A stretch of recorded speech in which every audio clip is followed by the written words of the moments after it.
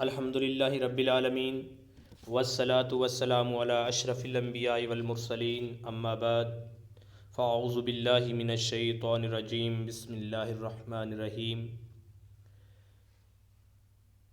اسلامیات کے اہم سوالات اور ان کے جوابات۔ جہنم کے 7 دروازے ہیں، یہ ذکر قرآن مجید کی کس صورت میں ہے؟ جہنم کے 7 دروازوں کا ذکر قرآن مجید کی صورت حجر میں ہے۔ فرعون کی غرقابی کا ذکر قرآن مجید کی کس صورت میں ہے؟ فرعون کی غرقابی کا ذکر قرآن مجید کی سورہ یونس میں ہے۔ سورہ علق کا قرآن پاک میں موجودہ ترتیب کے لحاظ سے کون سا نمبر ہے؟ سورہ علق کا نمبر موجودہ ترتیب کے لحاظ سے 96 ہے۔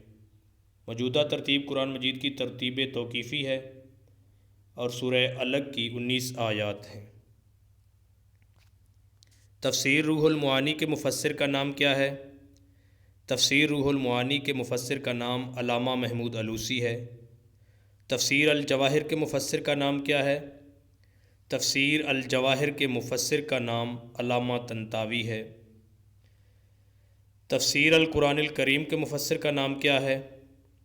تفسیر القرآن الکریم کے مفسر کا نام سر سید احمد خان ہے۔ تفسیر القرآن العظیم کے مفسر کا نام کیا ہے؟ تفسیر القرآن العظیم کے مفسر کا نام ابن کثیر ہے۔ تفسیر القرآن الکریم اور تفسیر القرآن العظیم، ان کے درمیان فرق کلیئر کر لیں کہ تفسیر القرآن الکریم سر سید احمد خان، تفسیر القرآن العظیم ابن کثیر۔ ابن کثیر کا پورا نام عماد الدین اسماعیل بن عمر کثیر رحمۃ اللہ علیہ۔ موضح الفرقان محمود الحسن اور موضح القرآن شاہ عبد القادر، ان کے درمیان بھی فرق نوٹ کر لیں۔ موضح الفرقان محمود الحسن جو کہ شیخ الہند کے نام سے مشہور ہیں، جن کا لقب شیخ الہند ہے، اور موضح القرآن شاہ عبد القادر جو کہ شاہ ولی اللہ کے بیٹے ہیں۔